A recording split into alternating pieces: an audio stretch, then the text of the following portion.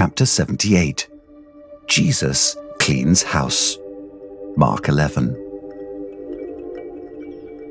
It was the day after Palm Sunday, and Jesus was on a walk. Seeing a fig tree in the distance, Jesus went to the tree, hoping to find a bite to eat. But when he came to the tree, it was all leaves and no fruit. Then Jesus did something strange. He cursed the fig tree. "May no one ever eat fruit from you again." Was Jesus so hungry that he lost his temper and yelled at a plant? Doesn't sound like Jesus. Must be another reason for cursing the tree. But what could it be?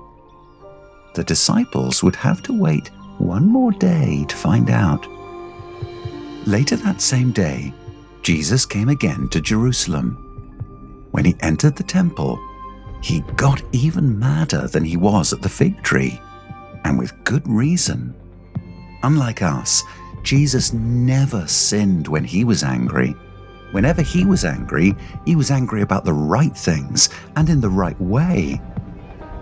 What made him upset in the temple was to see a house for worship and prayer turned into a supermarket for sheep and pigeons.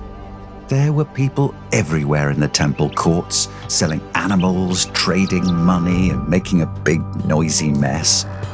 Jesus was angry that some of the sellers were cheats and robbers.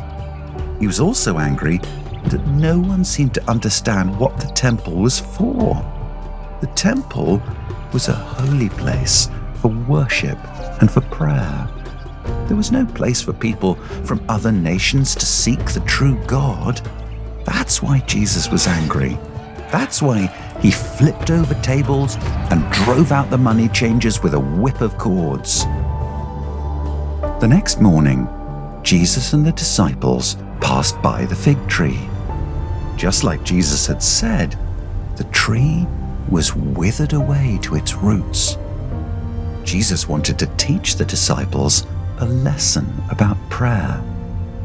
If they prayed about the right things in the right way, God would listen to their prayers, just like he listened to Jesus' cursing of the fig tree.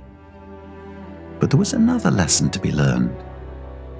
He wanted the disciples to see that these two strange things, cursing the fig tree and clearing the temple, were related.